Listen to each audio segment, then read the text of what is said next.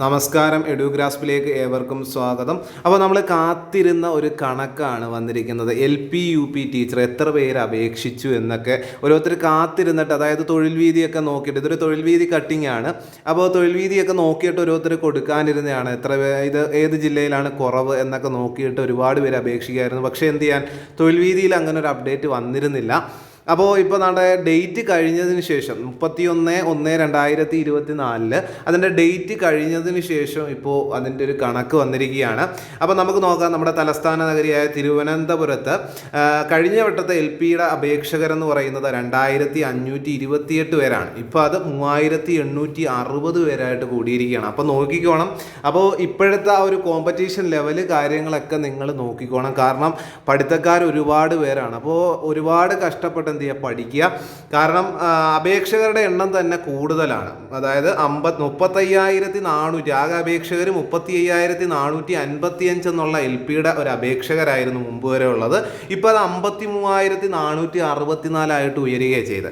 അപ്പോൾ ഒരിക്കലും കോമ്പറ്റീഷൻ താഴോട്ട് പോകില്ല. അപ്പോൾ ഒരിക്കലും നിങ്ങൾ കട്ട് ഓഫ് കുറഞ്ഞു പോകും എന്ന് പറഞ്ഞൊന്നും നിൽക്കരുത്.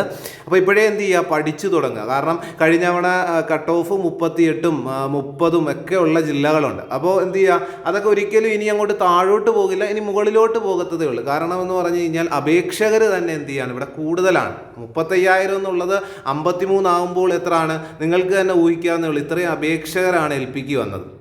അതുപോലെ തന്നെ LPയിൽ ഓരോ ജില്ലകൾ എടുക്കുകയാണെങ്കിൽ അതേപോലുള്ള വ്യത്യാസം. കാരണം നമ്മുടെ തൃശ്ശൂരൊക്കെ എടുത്തു കഴിഞ്ഞ് കഴിഞ്ഞാൽ 2390 അപേക്ഷകർ കഴിഞ്ഞവണ ഉള്ളെടുത്ത് ഈ വട്ടം 4279. ഇതെല്ലാം കട്ട് ഓഫ് നോക്കി വെച്ചവരാണ്.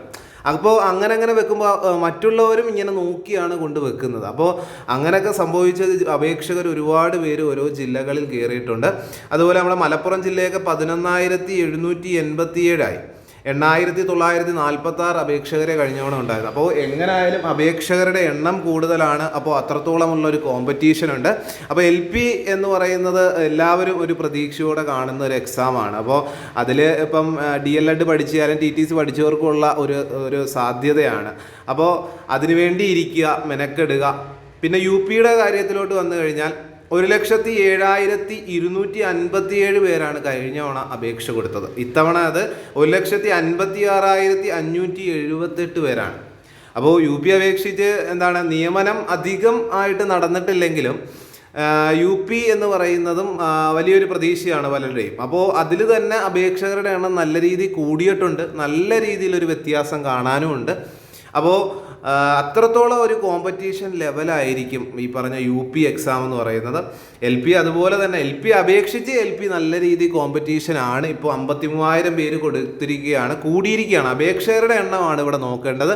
അപ്പോൾ ഇത്രയും അപേക്ഷകർ എഴുതുന്ന ഒരു എക്സാം ആണെന്ന് നിങ്ങൾ ചിന്തിക്കുക. അപ്പോൾ ഇതിനിടയ്ക്കാണ് ഒരു നല്ലൊരു റാങ്കിൽ എത്തിച്ചേരുക എന്ന് പറയുന്നത് നമ്മുടെ എല്ലാവരുടെയും ലക്ഷ്യമായിരിക്കണം. എല്ലാവരും മെനക്കെട്ട് എന്ത് ചെയ്യുക, പഠിക്കുക. അപ്പോൾ ഈ ഒരു നോട്ടിഫിക്കേഷൻ ഇതിപ്പോൾ ഇന്നത്തെ തൊഴിൽ വീതിയിൽ അപ്ഡേറ്റ് ആയിട്ട് വന്നിരിക്കുകയാണ്. അപ്പോൾ കൃത്യമായിട്ട് നിങ്ങളൊക്കെ ഏത് ജില്ലകളാണ് വെച്ചിരിക്കുന്നതെന്ന് നോക്കുക. നിങ്ങളുടെ ജില്ലകളുമായിട്ട് എത്ര അപേക്ഷകർ കൂടിയിട്ടുണ്ടെന്ന് നോക്കുക. അപ്പോൾ ആ കോമ്പറ്റീഷൻ നിങ്ങൾ മനസ്സിലാക്കുക. മുമ്പോട്ട് എന്ത് ചെയ്യുക, തുടർന്ന് പഠിക്കുക. നല്ല രീതിയിൽ എന്ത് ചെയ്യുക, ഓരോ ടോപ്പിക്കും ഓരോ ദിവസം എന്ത് ചെയ്യുക, തീർത്ത് വരിക. അപ്പോൾ ഈ പരീക്ഷയ്ക്ക് മുമ്പ് അത് ഫുള്ളൊന്ന് റിവിഷൻ നടത്തക്ക രീതിയിൽ എന്ത് ചെയ്യുക, പഠിച്ചു പോവുക. അപ്പോൾ എല്ലാവർക്കും ഓൾ ദ ബെസ്റ്റ്. അപ്പോൾ എക്സാം നന്നായിട്ട് എഴുതാൻ പറ്റുക. അപ്പോൾ ഇപ്പോഴേ വർക്ക് ചെയ്യുക, നല്ല രീതിയിൽ വർക്ക് ചെയ്യുക. ഇത്രയും ജില്ലകൾ ഇങ്ങനെയൊക്കെയാണെന്ന് മനസ്സിലാക്കുക. അപ്പോൾ ഈ വീഡിയോ നിങ്ങൾക്ക് ഉപകാരപ്പെട്ടിട്ടുണ്ടെങ്കിൽ തീർച്ചയായും ലൈക്ക് ചെയ്യുക, ഷെയർ ചെയ്യുക, സബ്സ്ക്രൈബ് ചെയ്യുക.